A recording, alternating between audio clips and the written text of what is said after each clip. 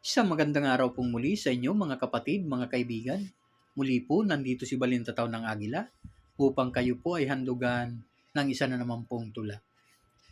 Ang pamagat po ng tula na aking bibigkasin, Iba't Ibang Racket, Part 3. Mayroon namang mga racket na sa bus ay nagaganap.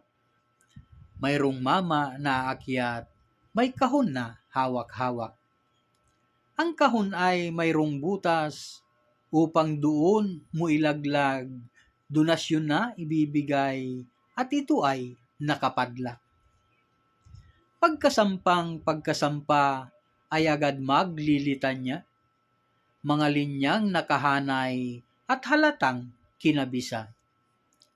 Siya raw ay isang miyembro ng samahang maralita, pagtaas daw ng salary, pinaglalaban daw nila. Marami pang mga linya na masarap sa pandinig, pati mga benepisyo ay inyo raw makakamit. Kaya naman ang iba ay di na nagdalawang isip, hindi man lang niya inilimi kung ito ba'y isang racket. Ang gawain na ganito ay matagal ng talamak.